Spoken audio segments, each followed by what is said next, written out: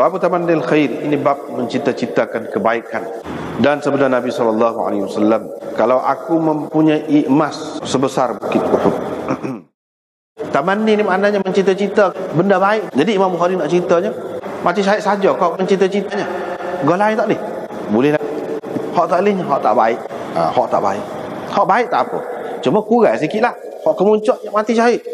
Tapi nak baik, kita kena ada cita-cita dulu, barulah kita boleh buat sesuatu. Tapi maksudnya tamanni dari segi bahasa tadi, mana mencita-citakan sesuatu yang tidak mungkin kita buat. Hak lagu tu tak boleh. Hak ni mencita-citakan sesuatu yang suka. Tapi boleh kalau kita usaha. Tu tak apa. Asal boleh. Kita mencita-citakan kita nak buat goni. Payah benda tu nak. Tapi kita bukan mustahil.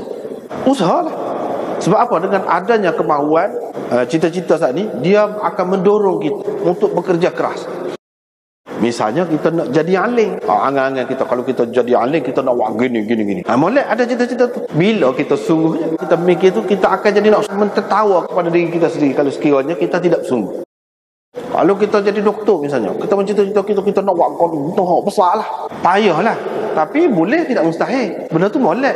Biar padanlah dengan usaha kita. Ada kau usaha. Kalau tak ada usaha, itu orang panggil angin-angin lah. Tapi kalau kita saat ni, memang kita boleh buat. Kita di jalan dia dah, atas jalan dia dah, semua boleh buat. Kalau tidak, tak tahulah. Dengan umur kita, dengan kemampuan hak zahir kita ni, tak tahulah boleh. Tapi kita mencita-citakan benda tu. Kalau kita mati, Tuhan widah, tu pahala. Tuhan widah, pahala. Katakanlah seorang ulama misalnya, dia cita-cita dia nak buat 10 jilid, kita kata. Misalnya dia nak buat. Dia memang boleh buat. Kalau beri masa kepada dia boleh buat. Tak ada buat, mati gitu. Tuhan kira dah. Tuhan kira dah. Begitu juga niat orang lain-lain. Bila kita ada niat tadi, sebagai niat lah. Mana cita-cita tu mana sebagai niat. Maka kita boleh pahala dah. Tuhan kira dah. Tuhan kira dah. Jadi tamanni ni tidak sia-sia. Tamanni orang lagu dia macam niat juga ni. Macam niat juga ni, tamanni ni. Dengan sanadnya Imam Bukhari beriwayatkan daripada Abi Hurairah, daripada Nabi SAW, baginda bersabda, kalau ada padaku sebesar bukit Uhud emas, nescaya aku mahu bahawa tidak berlalu 3 malam dalam keadaan masih ada lagi 1 dinar pun daripadanya, kecuali yang aku simpankan untuk membayar hutang jika aku mendapati orang yang akan menerimanya. Yani dalam keadaan aku mendapati orang yang akan menerimanya.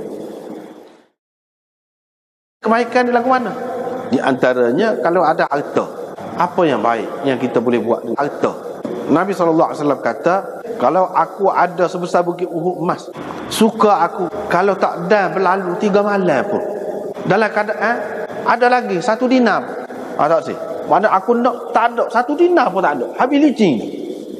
Dalam masa 3 malam tu, tak sih. 1 dinar pun ada lagi tak sih. Kecuali kata dia, kalau aku nak simpan untuk nak bayar hutang, tu nak simpan lah lebih daripada sedina pun. Tapi kalau tidak sabit tu lah, nak belajar berlaku. Kalau aku dapati orang yang nak terima, dalam keadaan aku dapati orang yang akan terima tu, aku akan bagi. Ada orang yang layak terima, aku akan bagi. Jadi hak ni maksudnya duit siapa ni? Duit kerajaan ke duit dia? Jelasnya duit dia. Sebab apa? Sebab kalau duit kerajaan, apa makna dia nak simpan untuk bayar hutang dia? Apa bayar hutang dia dengan duit kerajaan? Mestilah duit dia sendiri. Ini menunjukkan bahawa duit dia sendiri. Lepas tu selain daripada hutang, lepas tu hak lain-lain, nafkah bini, anak, isteri ke apa tu tak ada.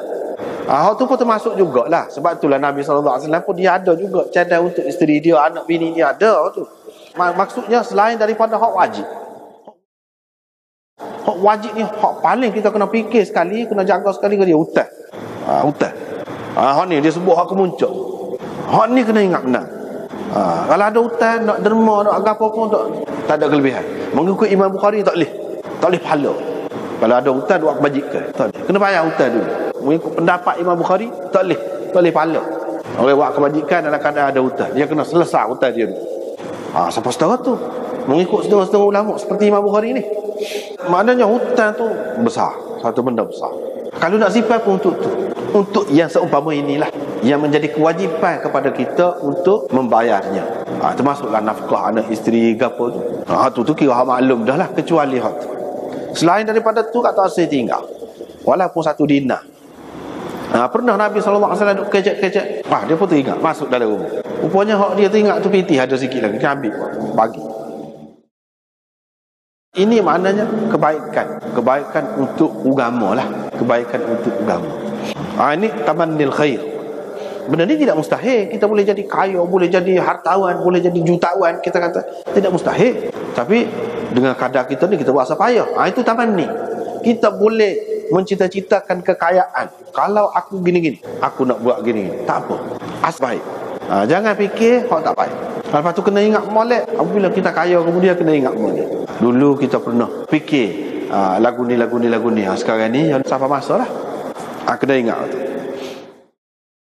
Jadi semua ni tamannil khair ini dia kena ada cita-cita dulu. Kalau tak ada cita-cita, payahlah. Dia kena ada keinginan dulu.